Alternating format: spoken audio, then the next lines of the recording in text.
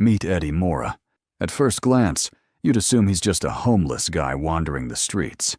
But he's actually a writer. Well, a failing one. He managed to land a book deal, but nobody believes he'll ever finish it. In fact, Eddie doesn't even know what his own book is about. When he finally sits down to write, he draws a complete blank. He tries to relax and gather his thoughts, but ends up wasting days, sometimes months, doing absolutely nothing. His girlfriend, Lindy, has finally reached her limit. She can't handle his downward spiral anymore. She breaks up with him, dropping the news that she just got promoted to manager and now has her own private secretary. Eddie realizes that money really does change people. She says her goodbyes and walks away. Trudging home, Eddie admits to himself that she's right. She really did put up with a lot. Suddenly, a voice calls out to him. It's Vernon, the brother of his ex-wife, Melissa. Vernon used to be a complete loser, deeply involved in dealing illegal drugs. But today, his sharp appearance says otherwise. Vernon invites him for coffee and is curious about the book. Eddie asks about his ex-wife, but Vernon brushes it off, saying she's living a great life with 2 kids, and tells Eddie to focus on his writing. Eddie confesses he's completely behind and hasn't written a single word. Vernon smirks, calling it a simple creative problem, and claims he has the perfect solution. He pulls out a tiny pill. Eddie immediately refuses, knowing Vernon's shady past and assuming it's a street narcotic. But Vernon swears he left the illegal trade 9 years ago. He says he now consults for a pharmaceutical company, and this is an exclusive, unreleased drug hitting the market next year. Curiosity gets the better of Eddie. Vernon explains that while a normal human only uses 20% of their brain, this pill unlocks the full 100%. Vernon's phone rings, and he has to leave. He drops the pill, saying it's on the house. Eddie tries to reject it, but Vernon mentions that a single pill costs $800. Temptation wins, and Eddie takes it. Reaching his apartment building, Eddie swallows the pill. As he walks up the stairs, he runs straight into his landlord's wife. His rent is months overdue, and she starts screaming at him. Eddie isn't even listening. His mind is racing on how to escape, not because of the rent, but because he just ingested an unknown drug and is terrified he's about to lose control. Then, it kicks in. Without warning, Eddie begins to perceive everything. Every sound, every movement, every microscopic detail. He realizes he has been blind his entire life, and now he can finally see. He looks at the furious woman in front of him and calmly asks why she's so sad. Glancing at the textbook in her bag, he deduces she's in law school. Startled, she asks if he's spying on her. He denies it, pointing at the book and suddenly remembering he saw that exact cover 12 years ago. Eddie is stunned by his own memory, but it gets crazier. With a quick flip through her book, he recalls every single letter without memorizing it. Every legal statute, every courtroom precedent he's ever read or seen in a movie floods his mind. The woman, who was just screaming at him, is now spellbound by his flawless legal knowledge, even though he never went to law school. She brings him inside, and he effortlessly helps her write her university research paper before smoothly taking his leave. Stepping into his own apartment, the illusion breaks. For the first time, he sees how filthy his living space is. Moving with mechanical precision, he deep cleans and organizes everything until it's spotless. He marvels at the drug.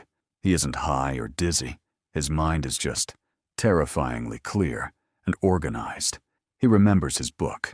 He sits down, and absolute inspiration strikes. He writes relentlessly. The next day, he wakes up feeling normal again, but discovers he has finished a massive chunk of the book. He drops it off with his publisher. She's highly suspicious of the quality, wondering how he wrote so much in one day. Confident, Eddie tells her to read the first 3 pages. If she hates it, he'll refund the advance. By the time he gets home, she's left a frantic voicemail. She devoured 40 pages, couldn't stop reading, and begs him to call her back. But Eddie has to do something more important first. Visit Vernon. When Vernon opens the door, Eddie spots fresh bruises on his face. Eddie asks who attacked him, but Vernon dodges the question, asking if Eddie wants more pills. When Eddie says yes, Vernon knows he owns him. He orders Eddie to go to the dry cleaners and buy him breakfast. Eddie obeys. But when he returns, the apartment door is wide open. The place is completely trashed in utter chaos. Vernon is sitting in a chair, perfectly still. He's been murdered. Eddie instantly calls the police. While waiting, his hyper brain processes the scene. The killer tore the place apart looking for one thing. Did they find it? Eddie desperately searches everywhere, but finds nothing. Defeated, he sits next to Vernon's body, furious at the pill that dragged him into this mess. He bitterly thinks that if Vernon had just cooked his own food, he wouldn't have had to leave. Suddenly, an idea hits him. Why wasn't Vernon using the oven? He rips open the oven door and finds a hidden parcel. Inside is a notebook of names, a massive stack of cash, and a giant bag packed with the pills. Eddie decides he'll never have to buy them again. The police knock. Eddie gives his statement, plays it cool, and walks away. Back home, Eddie realizes he holds the ultimate winning hand. He gets a haircut, hits the gym, buys new clothes, and flawlessly finishes his entire novel in exactly 4 days. His learning capacity becomes terrifying. He masters the piano in 3 days. He becomes a math genius, turning numbers into serious cash.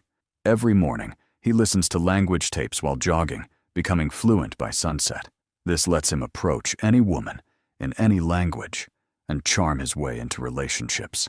His social skills skyrocket. He holds court with anyone, mesmerizing crowds with his staggering intellect. His thoughts are perfectly sequenced, weaponizing every piece of information he absorbs. He becomes the guy everyone wants to know, receiving daily VIP invitations to the best spots in the city. But this isn't enough. Eddie abandons writing and hits the stock market. Starting with just $800, he nets $2,000 on day 1 and $7,500 on day 2. Knowing he needs massive capital and rejected by banks, he seeks out a ruthless loan shark and gang leader named Gennady. Scanning the mobster, Eddie realizes Gennady is intellectually limited. He easily manipulates him, securing a $100,000 loan. The real game begins. Wall Street veterans watch in awe as Eddie executes flawless trades without ever losing. In 1 week, his account hits $2 million. Word spreads fast, and a legendary corporate titan named Carl Van Loon calls him in for a meeting. Before that, Eddie meets Lindy to show off his success. When an Italian waitress interrupts, Eddie casually orders in perfect Italian. Stunned, Lindy asks when he learned it. Eddie smoothly replies that his world changed after she left, apologizing for his past neglect. Swept off her feet, she takes him back. But mid-conversation, Eddie notices a man staring at him from across the room. Paranoia sets in. He escorts Lindy to work. That night, he stands by his window for hours, his sense of security shattered, but forces himself to sleep for his big meeting. Suddenly, a terrifying hallucination hits. Eddie takes one step and instantly finds himself outside. It's broad daylight, and he has no idea how he got there. He heads to the restaurant. Over breakfast, his friend briefs him on Van Loon. The billionaire arrives. With a quick glance at his clothes and body language, Eddie profiles Van Loon perfectly. Van Loon demands to know the secret to his success. Eddie boldly claims he takes a highly advanced drug. They all laugh, but Eddie is dead serious. He explains he found a lightning-fast algorithm to predict market fluctuations. Afterward, Van Loon tests him, handing over a massive classified merger file. Eddie absorbs the data in less than a minute. He tells Van Loon to back out immediately, predicting the deal will fail. Deeply impressed, Van Loon hires him on the spot. Eddie walks away feeling invincible, but catching his reflection in a window, his brain violently misfires. He almost gets hit by a car. Time begins to skip. He blinks, and he's miles away. He blinks again, and he's at a random party, spending the night with a stranger. Reality shifts again. He's in a dark alley, surrounded by thugs. Instantly downloading every martial arts technique he's ever seen, he brutally dismantles them one by one. Another time, jump. He wakes up standing on a bridge. The pill has worn off, and 18 hours of his life are completely erased from his memory. Exhausted, he goes home. A voicemail from Lindy wakes him up, alongside a courier package of Van Loon's files. Eddie reaches for a fresh pill, but his stash is empty. Without the drug, his normal brain is sluggish, and the files look like gibberish. He tries to cancel the meeting, but his friend insists it's career suicide. Unmedicated and sweating, Eddie meets Van Loon. As Van Loon grills him about a mysterious new market rival, Eddie stutters out nonsense. Suddenly, Eddie locks onto a breaking news report on the TV. The beautiful woman he slept with during his blackout has been found murdered. She was a prominent businesswoman, and the killer is still at large. Terrified, Eddie excuses himself and runs. Spiraling into madness, Eddie wonders if he killed her. A frantic voicemail from his ex-wife, Melissa, interrupts his thoughts, begging him never to take her brother's drug. He calls her to meet. Desperate, Eddie checks Vernon's client ledger and starts dialing. Half the clients are dead. The rest are hospitalized. He dials one last number and hears a phone ringing right behind him. He turns around. It's the stalker. Eddie sprints, leading to a frantic chase that ends in a car crash, allowing Eddie to barely escape. He reaches the diner and finds Melissa, but she is a frail, exhausted shell of her former self. She confesses she took the pills too. She became a genius, but realized the human brain cannot sustain that level of hyperfocus without suffering total neurological collapse. She warns Eddie that stopping cold turkey is lethal. He has to taper off gradually. Walking home, Gennady the mobster intercepts him. They go up to the apartment. When Eddie tries to hand him a check, Gennady violently strikes him. A single pill falls to the floor. Gennady swallows it, takes Eddie to the bank to withdraw the cash, and demands to know what the pill is. Eddie lies, calling it a recovery vitamin. Gennady sneers and walks away. Eddie collapses in Lindy's office. Refusing a hospital, he confesses everything, revealing he hid his backup stash at her apartment. Lindy hops in a cab to get them, but realizes she's being tailed. Mid-phone call with Eddie, the stalker in the tanned coat violently breaches her taxi. Lindy escapes, begging two men for help, but the stalker executes them in cold blood. Barricaded in a hiding spot, Lindy is out of options. Eddie orders her to swallow a pill. She obeys. Instantly, her brain hyperaccelerates, calculating distances and angles. She formulates a flawless escape strategy, luring the hitman into a crowd, striking him, and slipping away undetected. Lindy hands Eddie the pills. His mind resets. Looking out the window, he spots Gennady waiting below.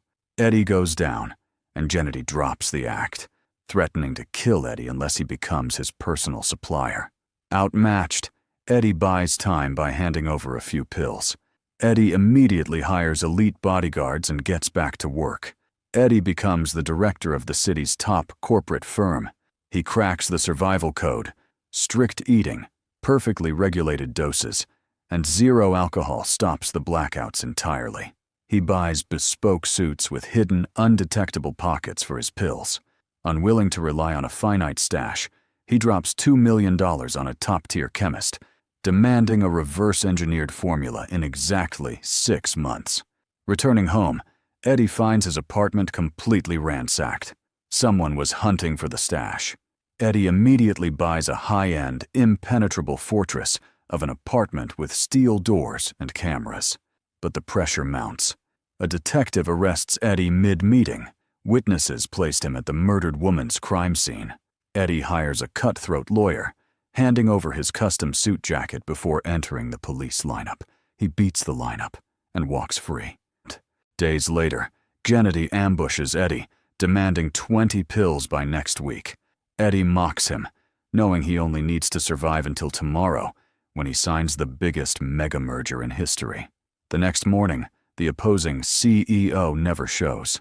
Instead, his wife enters, tearfully explaining her husband is mysteriously, severely ill. Eddie and Van Loon escort her to her car. Eddie freezes. Her driver is the stalker in the tan coat. The pieces click. The CEO was a pill user who ran out. The deal is completely dead. It's time for Eddie's dose. He reaches into his secret pocket. It's empty. Panic sets in. Looking at the TV, he sees the dying CEO's wife holding a press conference. Standing right next to her is Eddie's defense attorney. The horrible truth drops. The lawyer stole the entire stash from his jacket during the police lineup.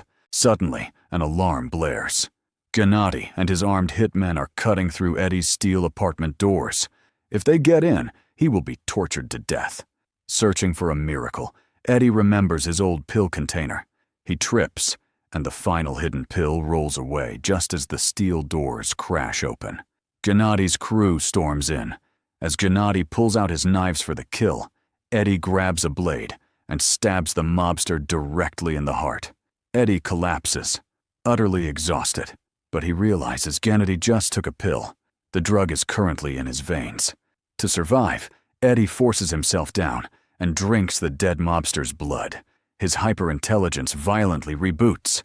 He grabs a heavy piano piece, killing the first thug, and shoves the massive piano forward to crush the second. His mind racing, Eddie deduces the corrupt lawyer kept the stolen stash for himself after his CEO boss died.